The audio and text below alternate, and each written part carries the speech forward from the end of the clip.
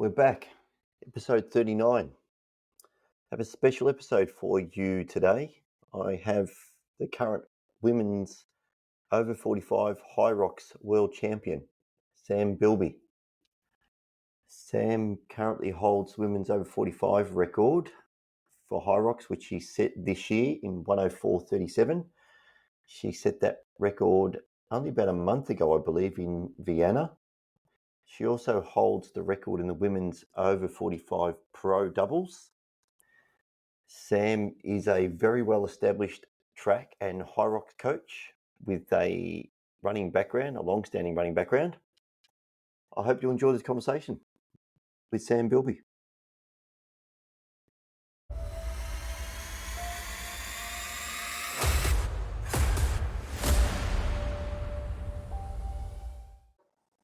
All right, Sam, we're just chatting quickly off air, but welcome. Thanks for doing this. Much appreciated. Yeah, thanks for having me.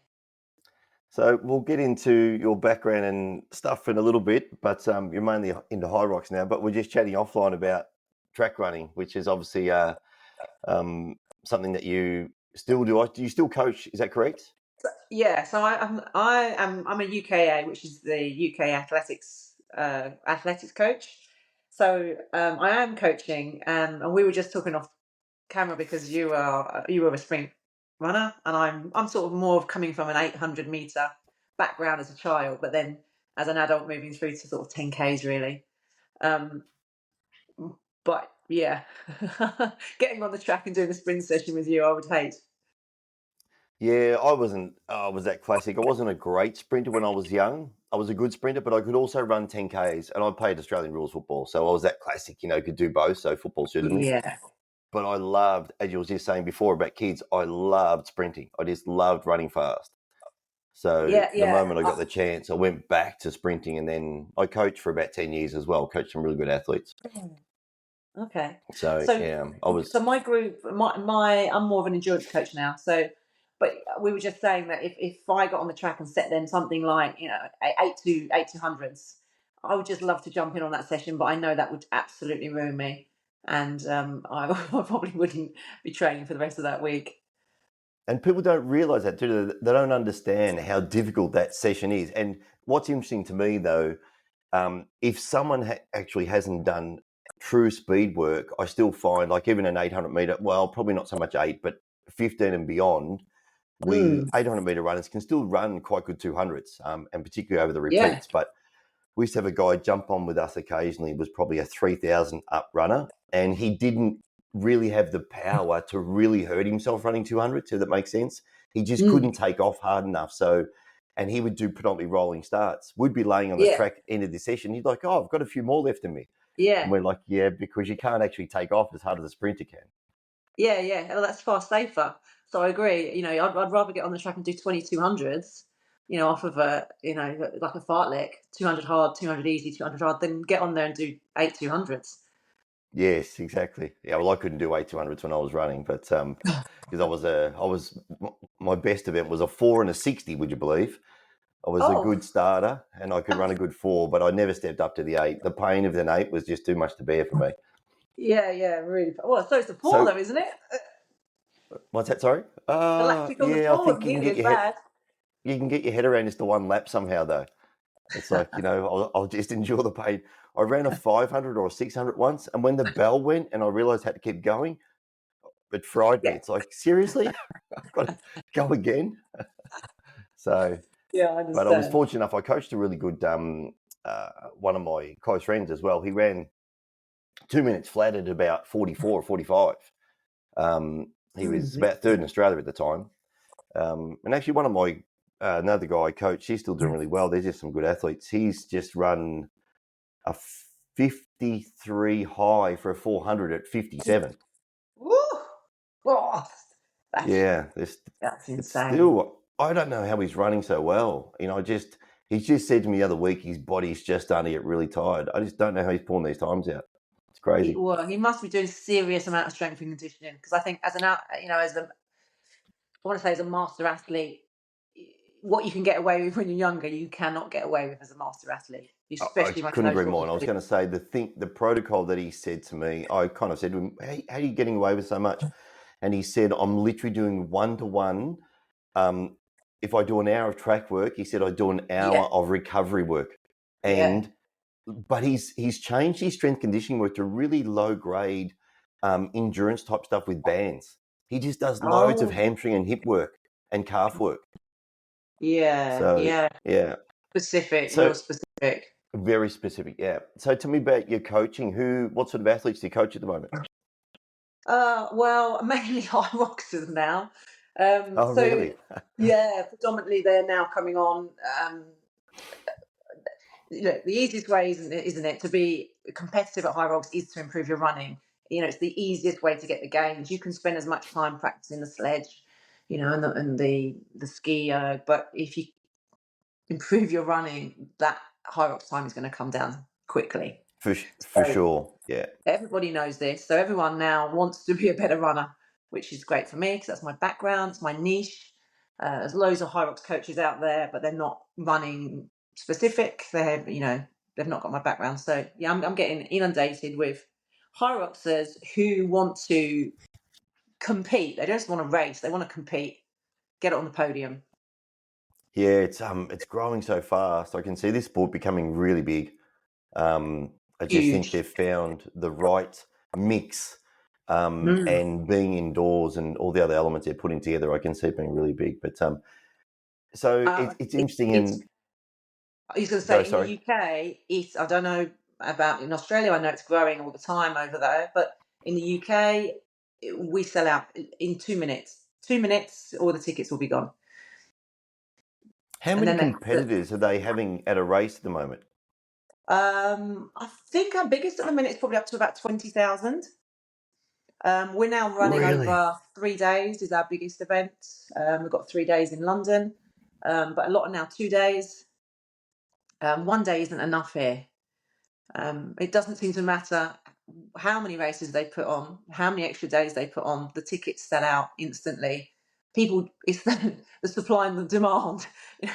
Everyone jumps on because they know that if they don't, they're not going to get a ticket. So the tickets, it's just like gold dust.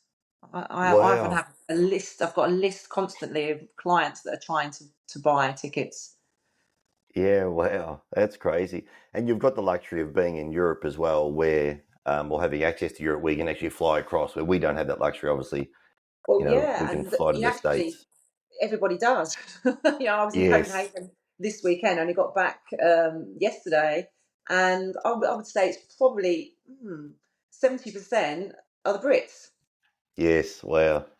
We haven't got enough races here, so we're traveling all over Europe to get into these races as well. It's unbelievable. But it's interesting that I don't know. They've got a few races in the US. I see now. I thought about going to Miami. I used to live in Miami, so I was going to go and have a quick visit and go there as well. But it's interesting that they've just got such a big population to draw on that they still do so well. And obviously, a lot of the CrossFitters will start to come across soon. As they can't you run. Don't think so? No, they can't run. I think they think they'll be able to run and they'll come across and actually give it a go. I think it might attract some of the CrossFitters. But I think it might attract the CrossFitters that don't have that pure strength element, that are probably better, a cross athlete, let's say, that will come across, because you have to have that pure strength in CrossFit. Have you ever done CrossFit before? I haven't done CrossFit, but what we are finding, we're getting so many different ex-sports men and women coming into the Hyrox sport is it seems to be from the endurance background. So we have a lot of triathletes that are doing really well. So they have the engine, they just need the strength, which, you put some specific blocks in, put them in an open, which, anyone can push that sledge and pull that. It's heavy, but anyone can do that. And with their aerobic base, they are, doing really well. Yes. I heard someone else, interesting enough, I think I was listening to an interview with Hunter McIntyre some time ago, and they were talking about what type of athletes will eventually do really well in Hyrox. And I heard somebody say, like, some of the cross-country skiers. Well, they have the biggest VO2 in the world, don't they? Yes, yeah, they do. And it's that endurance background, the marathon runners, the triathletes, the cross country skiers, those that have put the years and years and got that training age, of just working at that VO2, put some Yeah. strength, put some specific work in, and they're doing really well. So I know what you're saying about the CrossFitters, and I'm going to say no. I know. I tend to agree. I agree. I think they're going to get a big surprise. And I've seen some of their CrossFit events where there's been more running incorporated, Yeah. and they just struggle. They just cannot get through it. No. It's tough. It's tough to be able to run and particularly run distance. I mean, I was fortunate as a sprinter. I got really strong. I'm not a big person, Mm. but I was still really strong in the gym. But this transition for me, it's the endurance. I got my first Hyrox in Melbourne, in Sydney, completely caught me off guard. I just didn't have the cardio for it. And trying to, the compromise running, trying to go, the two things that got me was going from burpees to a run and the Oh, yeah. lunges to a run. I Yeah. was completely smoked. Yeah. It's horrendous. And interesting question for you. Do you think that's an untrained athlete and then they start to build some sort of endurance base? This is just my own personal opinion. Do you think the women or the men transition better from the burpees to the run and the lunges to the run? Women, 100%. I agree. Yeah. And I think it's because actually, I mean, I've taught all my life. It's all I've ever done since I left school. I've always been in the sport. I've always been a teacher. I've always been training other people. Women from every single class I've ever taught have always burpeed and we've always lunged. If you go into an old classic legs, bums, tums class 10, 15, 20 years ago, it's full of lunges, air squats, burpee board jumps, plyometrics. Men just haven't been used to those movements, I think. And the women, they smash the men running off those. Yeah, and I agree. I saw, the women at the Sydney event that it probably struggled to run a little bit, but they did the burpees, virtually Yeah. unbroken, got up and just plodded away. And I saw the men were and I was one of them, like virtually laying down, bent over in a heap. Yeah. And I was going really well up until I hit the burpees. Yeah, I mean, everyone says once they've got the burpees out of the way, you've nailed it, because that is, I think, for most people, the worst station. I mean, 80 meters of burpee broad jumps is, even for a Hunter McIntyre, it's Yeah, tough. it's brutal. Yeah, for sure. It's interesting. I think I saw um, some of the ladies struggle with the kettlebells as well, just the grip strength. And I think most men can, even the heavier kettlebells, can probably carry those for that. May not be able to run and may not be that fast, but I think generally their grip strength is probably a little bit greater. Again, being in the gym, probably, some sort of pull-ups and always gripping the bar, a deadlift or Mhm. whatever, they just develop Yeah, more grip strength. sure. You do tend to lose your grip strength as you get older. So maybe That some of is true. the more aged athletes start to lose that as well. Mm. So I also heard you talking about. We'll get into some of your, and you've probably been asked questions all the time about how well you've done to date. But I wanted to more talk to you about your training and your background and your coaching. Yeah. The compromise running is your big nemesis as well.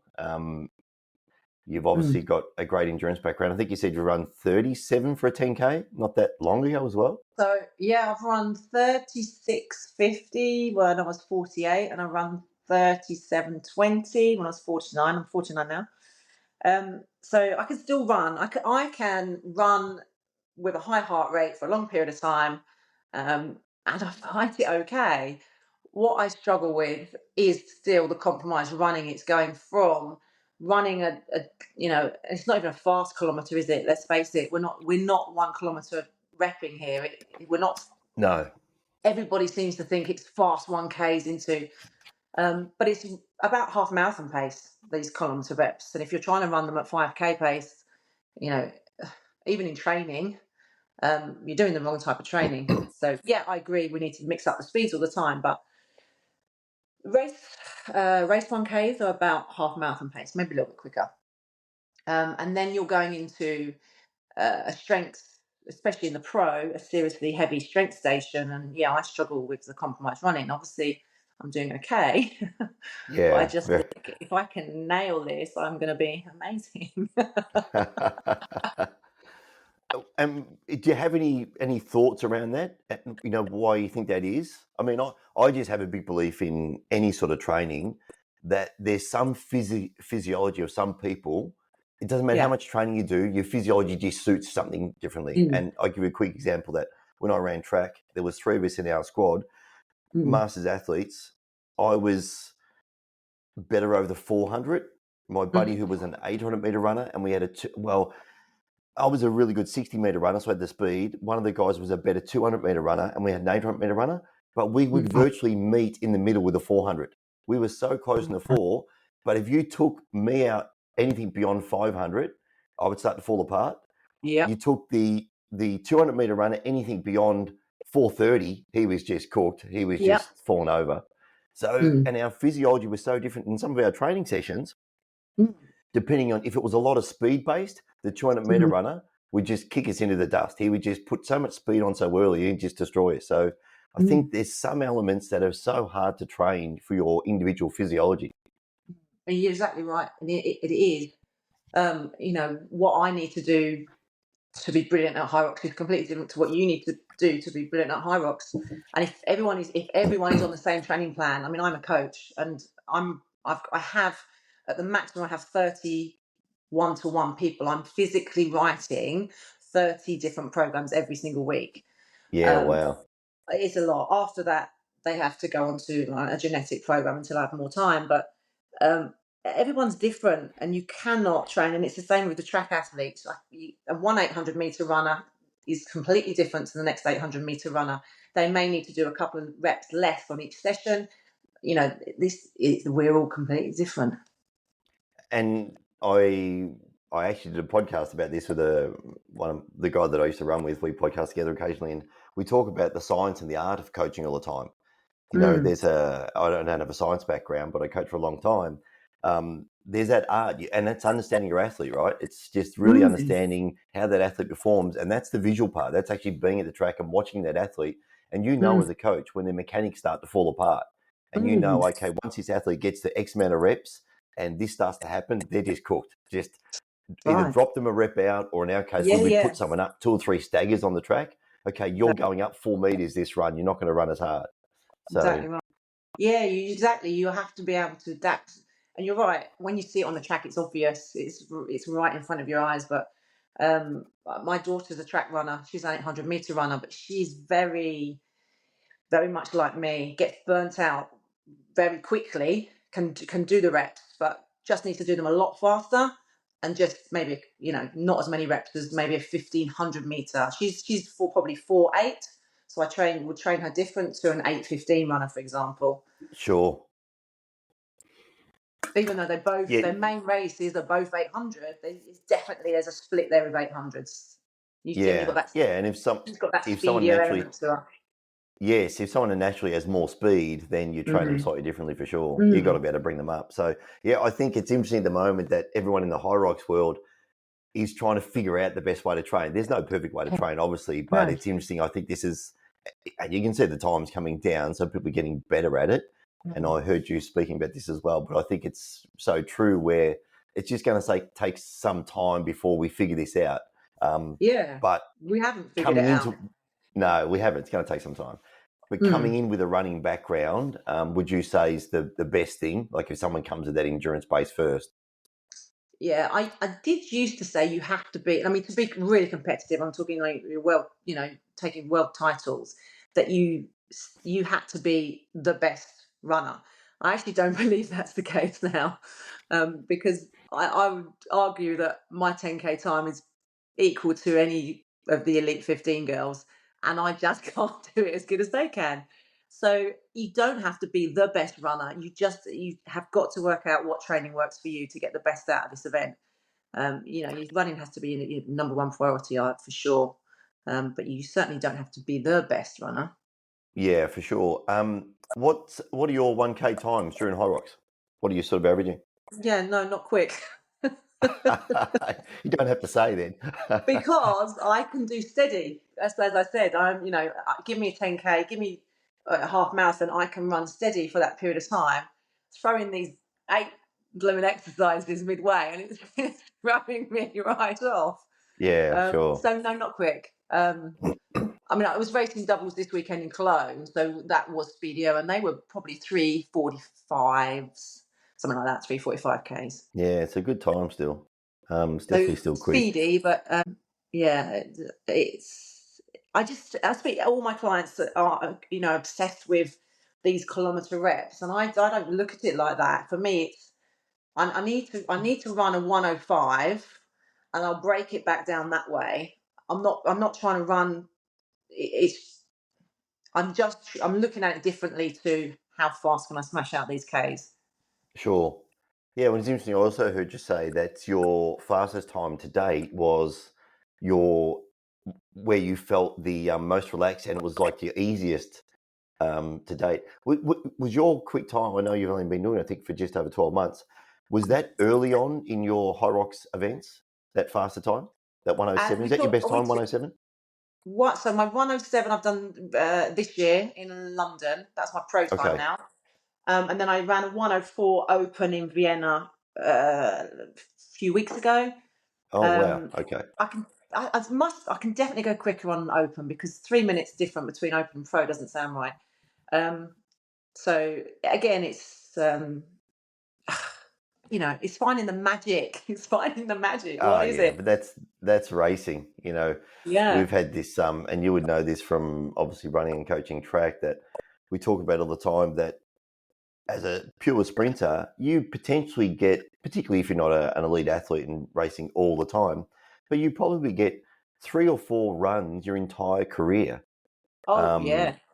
because, and this is the stuff, the nuances of track, unless you've run track before, that you turn up and your preparation that week hasn't been that great. You've had a small niggle. You turn up and the wind conditions are crap. Yep. You've got this. We had 6 to 9 meter headwinds for state titles in Queensland the other week. So Yeah. anyone that was in great condition turning up for 100 with that sort of headwind, your Yeah. No, day's no chance. done. Yeah, my Yeah. buddy wouldn't even go. He said, I didn't even go and race. He said, I looked at him like, I'm not even going to bother, because he was so wanting to lay down a good time. So, yeah, I think it's so much Yeah. goes into preparation and getting it right.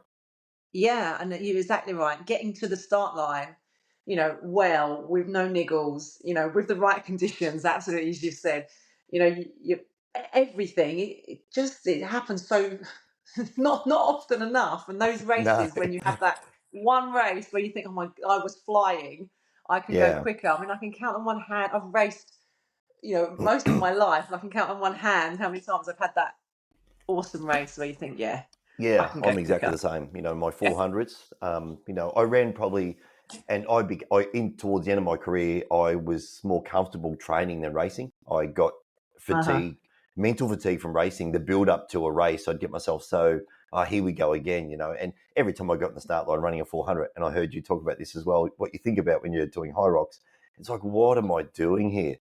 Mhm. In a 400, you just know it's going to hurt. And it's like, do I really want to keep going through this? But Yeah. I used to love to train. I could punish myself with training. I just Mm. got fatigued with racing. But it's interesting what's going on in the high rock space at the moment. The times are definitely coming down, though. I assume there's some sort of, what are we going to see as the floor, I suppose? What are we going to hit? What's the women's world record at the moment? Gosh, you're asking me a question I don't know. Oh, I should Yeah, know as no, well. I'm not sure because it went recently, didn't it? It did, Laura yeah. broke it recently. I mean, I don't know. This is it, isn't it? No, that's We right. don't. There's so many things we don't know. All I know is for masters, which is which is what we are. There's a ceiling, so everyone's is always saying how fast do you think you can go? Well, I don't know. No. um, there's a ceiling. Are we near it? I have no idea. No, well, I I, think because it's so new still, and just we're still not trying to understand. As you said, if you've got your running is really good, your stations are good. If you can, improve that transition or that yeah. compromise running, then there's still Mm, improvement there. Is there a yeah. particular? Obviously, you've analysed all the data. And it's one thing about High Rocks, you get all this information back, right? So you can see where you're Mm, slow, where you're fast, um, and I think for a lot of people, it's probably going to be more about that consistency as opposed to really trying to find big gains in certain mm. areas. I It think, is. some people try, you think you can go and make up 10 or 20 seconds per run, but you will blow up a station. They just won't be as smooth and you'll actually feel horrible. Yeah, yeah. Exactly. That's exactly it. The one tip I have for all my clients is, and they will do it, they'll, especially if it's their first race, as your listeners will do, is you're in the tunnel, the adrenaline. You've got the countdown. If you've been in the Red Bull tunnel, I assume you have Red Bull tunnel over there as well, do you? We do, yeah. Yeah. If you're in the Red Bull tunnel, you've got the music and you've got the countdown and the adrenaline's pumping. There's possibly 60 we have now in our waves here. Um, you're going to shoot off unless you're an experienced racer or runners. We know, we've raced so much, but if you're not used to racing and running, you're going to shoot off. You're going to race to that first ski erg. There's a lot of support around the ski ergs. There's a massive buzz when you run into the ski ergs, especially if you're you're in the top half there, and smashing out that ski erg because the adrenaline is fueling. This is amazing. Yeah, A race, and then you're going to fall flat because you can absolutely kill your race doing that in the first 10 minutes. yeah, for It's sure. a long way to go. Are you doing anything particular in terms of eating wise, preparation wise, the day before and the sort of morning of? And Oh the other God, question I have is, how hot have the sheds been, or the venues in the UK and Europe inside? yeah, warm. The- Not so bad in the UK, obviously. yeah, But yeah, certainly when I raced in Spain quite a bit. Yeah, no, it is for sure. But you want to talk about prep? Did you yes, say prep? prep, Yes. yes. I'm a creature of habit. I've got a really strict prep, Have starting you? on the Monday when I race on the Saturday. So my prep is always nitrates to start off. So I load on nitrates 5 days out. Beat it shots specifically. Mm-hmm. Um, 5 days out, I start loading on those. 2 days out, I'm loading still with those and electrolytes. And then the morning of the race, I have my race plan written backwards, so I know I'm going into the tunnel, and my race time is 12. So that means I'm in the tunnel at 11:50, which means I'm taking my caffeine and all my, still those legal stimulants 30 minutes before that, and I work back. So I'm a creature of habit when it comes to prep for a race. Yeah, and obviously, I did heard you speaking as well that you deload in your training blocks and so forth as well. So Yeah, so generally, not so much at the moment because we've got Worlds coming up in about 11 weeks now. So I'm racing, but not deloading to race. There's no tapering. It's just racing as a part of your training week. yes, yeah, that makes sense, and that's the benefit of being in Europe as well. That you don't have the luxury Yeah. in Australia to do that. You just keep integrating that as part of your training week. Mm. Um, Pre-race nerves, do you get them? I do for the big races, and when I when I'm fueled with adrenaline, I get the shakes. So on the start line, I can you can really physically see it actually, and I can feel it. So, but not I raced doubles this week in Copenhagen. I've got Berlin coming up as a doubles. They're just they're just exciting races to run, and there's not a lot of nerves for those. Do you? I hated racing. Towards the end of my Oh. career, like I got to the point where it's like do you think about anything particular on the start line? No. So I don't like to go into that tunnel until 2 or 3 minutes before that clock Yeah, says zero. So I will just be outside going through my routine, which is the same routine that I've always done for every single yeah, race, probably for the last 15 years. yeah, And that just keeps me focused. There's nothing else to think about, really. It's just going through that process and then into the tunnel a couple of minutes beforehand, set yeah. the I'm watch. I'm I'm the same. I like to have the same set routine. And Yeah. when I was racing pretty seriously, I like to be left alone as well. I'm just one of those people. Oh, I didn't yeah. sort of I didn't integrate Yeah. too much, and I'm like, just leave me alone. No, I've become like the most boring person to talk to. I have no conversation. I've got no sense of humour.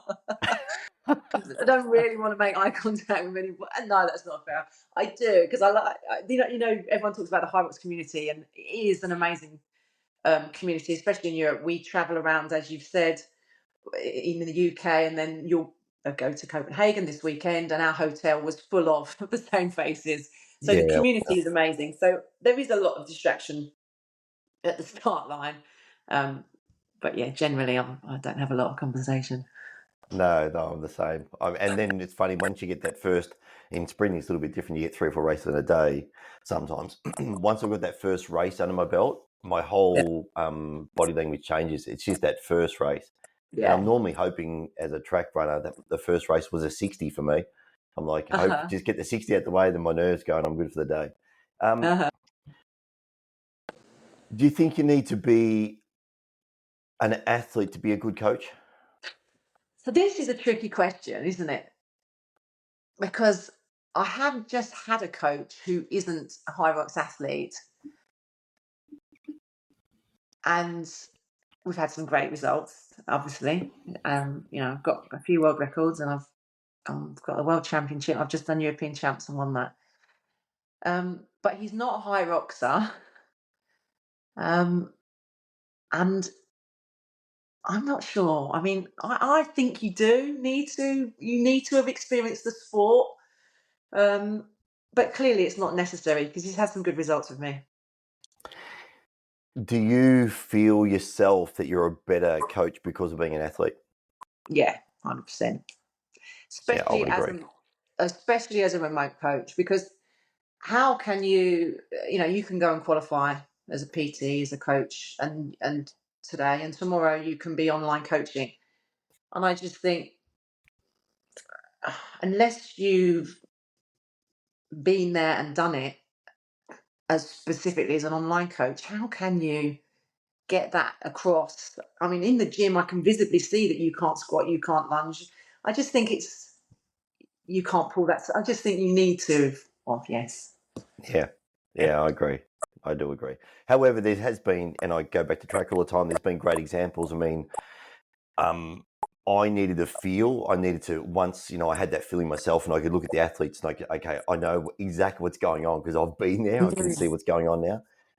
But for the likes of Usain Bolt, like he's had a non-running coach, and he just stood on the sidelines with a whistle and, blew a whistle and yelled things at him. And obviously, did amazing. So I think some people just really, I don't know, have this thing. But, Kathy Freeman had a non-running coach in Australia. And I think she's probably, the best breed we've ever produced. And her coach was just amazing. I could listen to him all day. He's put out a lot of good books over the years and his information is great. So, but I agree. I think and I 100% agree in today's world with the online stuff. It makes it Yeah. much easier.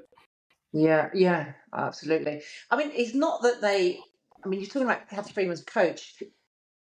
It's a little bit different with running, isn't it? Because you don't have to be, I'm not saying you have to be an elite athlete to be able to coach other athletes. It's just, I think in Hyrox, it definitely helps if you've got experience of those elements, under race conditions. It's got to Sure. help. And I think it's such a new sport as well that, again, people trying to figure it out. So having some experience is important as well. Here's a question which I'm still sort of tossing up my own mind at the moment. We seem to be a little bit obsessed with Hyrox at the moment in terms of the strength element. And I understand there's some strong parts to it, the sled push and sled pull. I think for a very light female, the sled pull is probably quite difficult, and the push. I mean, it's a lot of weight when you think about it. And there's some girls that are probably, maybe only 48 or 50 kilos. 45 meters, yeah. Yeah, so that's a lot of weight. Do you think you need to be able to squat heavy weight to push a sled? No, I don't. I think they're right. The weights are right for the open. It's a sport for everybody, that category, and I do believe that everybody. I mean, I can sell Hyrox to anybody. Yeah. Give me 2 minutes with anybody, the unfittest man on the street, and I'm sure I could sell him Hyrox. And I think he could do a little training block, and he could go in, and there's no time cut off. it is a sport Sure. for everybody, and I do think those weights are achievable for everybody as well. Yeah, I agree. I think I used to think squatting was the be on end all. I don't love deadlifting, but it's interesting in some of these, the CrossFitters are all about the really high strength. But I think as I've got older, I struggle with some back stuff with squatting, but I Yeah. think you can still push the sled, that heavy sled, without actually squatting heavy weight. That's my personal opinion anyway. So I haven't squatted or deadlifted for 18 months. So literally, as soon as I started training for Hyrox, I was deadlifting, hurt my back. Haven't squatted or deadlifted since. Um, Now, I have just had some testing done actually last week at a performance centre here in the UK. And it was very clear to me before I went, and they've made it very clear to me that my strength is nowhere near what it should be. So I have gone back to squats and deadlifting probably the last 10 days, Mm-hmm. um, with hoping that this is perhaps, and I think it is, my missing link. I'm very strong at running, and I'm using so much energy pushing this sledge, pulling this sledge, and doing these moves that the missing link is hopefully becoming a stronger athlete. So I certainly don't think it's definitely, I'm proof. It's not, it's not necessity to squat and Yeah. deadlift, but I have to say now I am back on it. Deadlifting wise, do you deadlift with a straight bar or a trap bar? No, I'm on a straight bar. Yeah, okay. I've just changed to the trap bar, and I'm finding it You liking much that? better, to be honest. Yeah. Okay. And also, a lot of people use the trap bar. I have a trap bar in the gym where I train, that the handles actually come up and over. So you Yeah, don't have to be able to get as close to the ground. I like And for that. me, I'll try this next time. Yeah, I know yeah, well, exactly what you're saying. you can stand up vertically as well, as opposed to offer, once you start to get heavy with a overhand grip, and I don't know if you use under over grip. I use a double Good. overhand grip, and I use that now for Hyrox for strength, and I also use a thumb lock, which the powerlifters use. Yeah.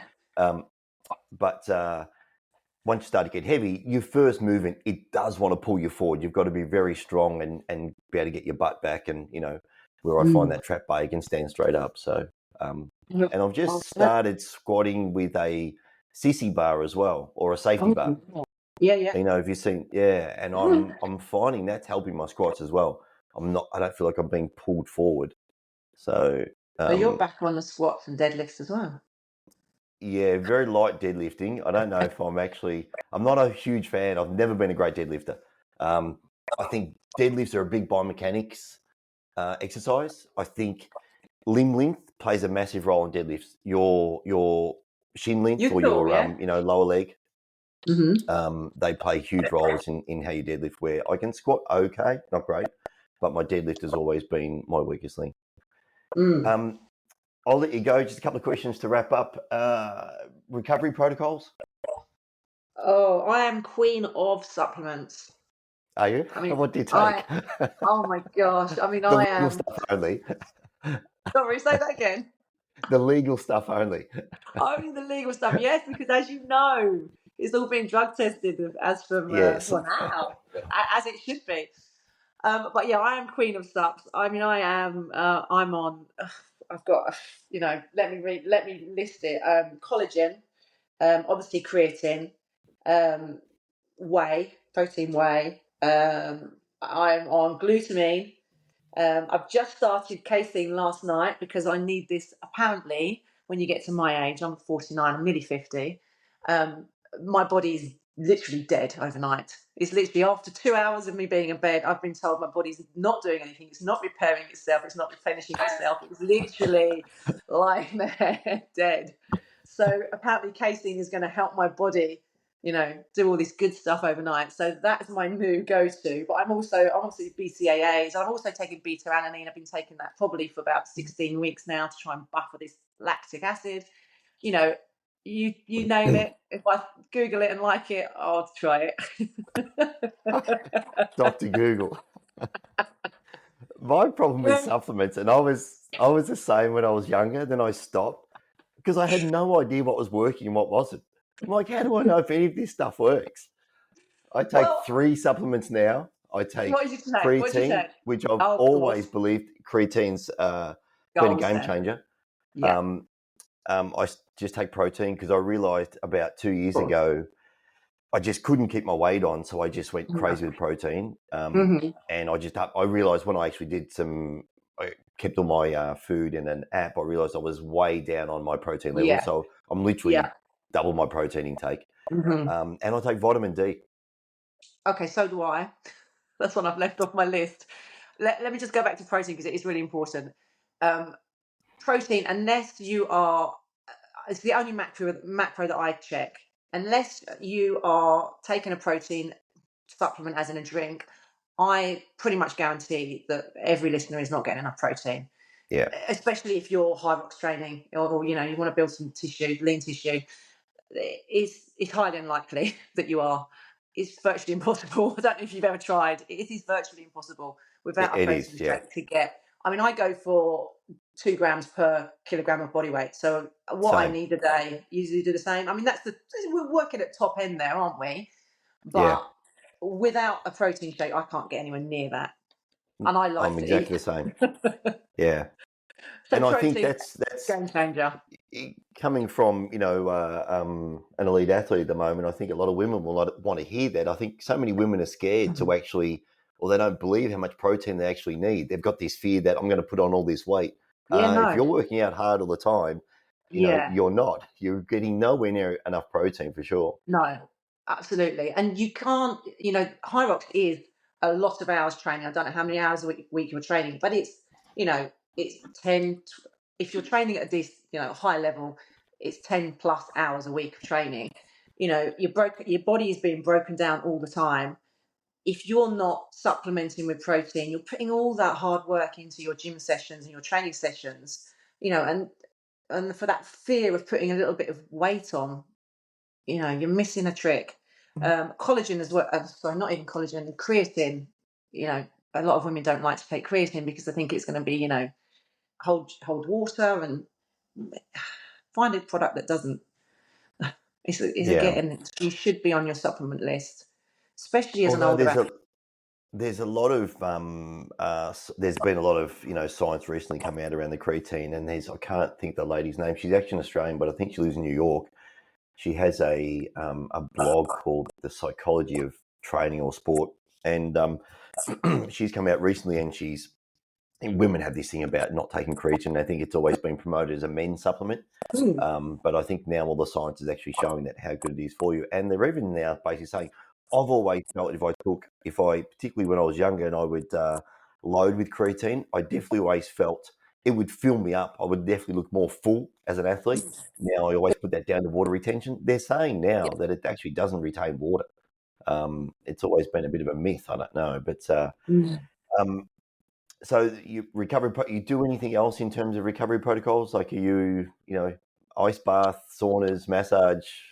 Well, yeah, I have a massage guy come every week, and just that's essential, really, just to get my legs, keep I get awful DOMs like I have all my life. Doesn't matter how fit I am, the DOMs, like today I'm absolutely hanging from where was I? Copenhagen 2 days ago. Copenhagen. 48-hour DOMs, horrendous. And And Sam, before you go on, whereabouts? Like everywhere? no Is it legs. specifically? Yeah. Always legs, yeah, almost quads. Like coming down the stairs today, awful. So I've got those sleeves, the inflatable sleeves. I'm trying those. Oh yes. Yeah, I've been trying those for about 2 weeks. I think they're working. I've got a buddy that swears by them, absolutely loves them before sprinting, and I tried them the other week, and I'm like, I didn't like them. Yeah. I was a little bit like that to start with, but I do think I had a big week last week, and I'm sure my legs felt better. I would love to have an ice bath, but it would just be an absolute waste of money. I know I really would like to, I would really love to have one and know that I'm going to get in it, but I just wouldn't. No, I love it. I've been before this whole, I'm a little bit older than you. I'm 55. Um, before this whole ice bath thing became popular, I'd been swimming in the ocean in Australia in the middle of winter in board shorts, my entire life. Just always Uh-huh. go in and come out freezing cold. Been cold showering for 20 years. Oh, I really? lived in Colorado for the last 3 years, And during the middle of winter, minus 25, I would cold shower. My friends would always, I had some friends visit a couple of years ago in the mountains, and they're like, how come you shower so fast? I said, because it's cold. I don't turn the hot water on. And the pipe's freeze over there, so it's cold. But I just love the feeling. And don't even know if there's science around it. And I still think there's some science that's coming through, but I absolutely love the feeling of cold water. And I've always said to my athletes that I coached, if it's placebo, but you think it's actually making you feel better, I want you to keep doing it. That's for sure. Yeah. Just do it. So I agree. 2 last questions. I'm going to let you go. Yes. I'm going to go and have more coffee. I like to ask people their favourite running shoes, but I know what your answer is going to be because you are sponsored by Puma.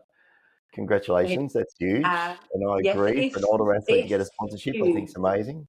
Yeah, no, I'm like, I just think it's 30 years of hard training has finally But come to it's fruition awesome. at age 50. Absolutely Because awesome. I actually, I mean, amazing opportunity and amazing that they have sponsored, an older athlete. Well, good on them. So let's talk about Puma for a moment, because they're now obviously sponsoring Hyrox as well. What Puma shoe do you actually use to race in? So I'm racing in the Deviate Nitro Elite 2s. Are they on your feet? They are amazing. Yeah, not right now. They're not. Okay. They are amazing. The velocity is what I train in, but the Deviate is just it's a really aggressive road shoe. So if I was racing a 10K now, I would choose that shoe. I used to be carbon plate? It's a carbon plate shoe. I used to be an Alphafly or Vaporfly, depending on distance. Like for 10K, I'd go Vaporfly. I think these are as quick. I'm about to invest in a new pair of shoes just for some running, and I just I've been tossing up between the Zaconis or the Pumas. I saw a lot of people starting to use the Pumas even before they started to sponsor Hyrox. So I was on the Saucony Endorphin 3 Pros before. Yeah, Saucony, I get it. Yeah, okay, yeah. Tomato. It's a good shoe. I really like that shoe. It's got a bigger stack, but the Deviate is the very first time I put the Deviate on. I thought, these feel they're a nice rapid feeling shoe, and I think that's when I ran London in '67. So they are a quick shoe. I've got They a code come in for you. good colours as well. Yeah, they do. Yeah. The colorways are really nice with Puma right now. I think it works on .com. So if you go puma.com, I have Bilbie 30. That should work on any Puma shoe. Nice. 30% discount. Try it. Let me know if it works over there. Yeah. But that's I will. I've been tossing up, so you've sold me. I'll go and try a pair of Pumas. I've been looking for a new running shoe. So your listeners can have that code. If it works, great. Perfect. Thank you. One last question. Do you have a favourite pair of socks or colour socks that you wear? Well, I'm white generally. I have got a pair of Puma black, which I like, and I'd wear a black sock. But racing, I'm generally white. I'm all about black socks. Oh, are you? I had a protocol and a rule with my squad. They were not allowed to race in anything else but black socks. Okay. And it created one of my athletes. I was fortunate enough, I did coach an Olympic bobsled athlete to the 28 Olympics, which was interesting because it's such a power sport. Mm-hmm. And he turned up to a track meet one day without black socks, and it freaked him out because we'd become it was probably my fault. He's like, I forgot my black socks. And this thing is just not going to be able to run that day. But I'm all about black socks. So yeah, well, I'm with you. It's white or black, depending on the shoe. Well, we'll leave it there. Thank you so much for your time. Time goes so quickly when you just get into different conversations. But we didn't speak so much about Hyrox, about your achievements, but I'm sure everybody knows how well you've done and how well you're doing. So I wish you all the best. What's the next event for you? What's coming up? Wow, my big A race is obviously the World Champs. Nice. And in Nice. And one of your Australian ladies has just taken my world record, pro. Actually, she took it a while back, and then in London, I got 10 seconds off of it. So we're going to have a nice battle in Nice. Does she live in Europe or live in Australia? No, she's Australian.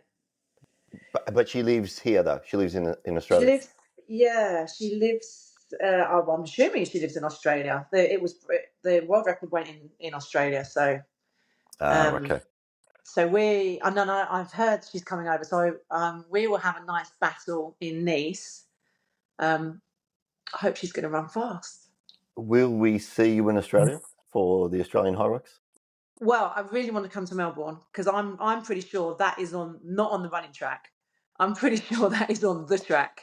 The Grand Prix track. I'm Nice. pretty sure it's on the Grand Prix track. You might have to hit Puma up to send you down here to do some promotion. Yeah, so that would be awesome. Awesome. Well, thanks so much for your time. Much appreciated. And I will get my day started and you go off and enjoy the rest of your evening. Yeah, what time is it here? So 8 o'clock here. What time is it there? It is 7 a.m. 7 a.m., 8 p.m. Right, have a good day.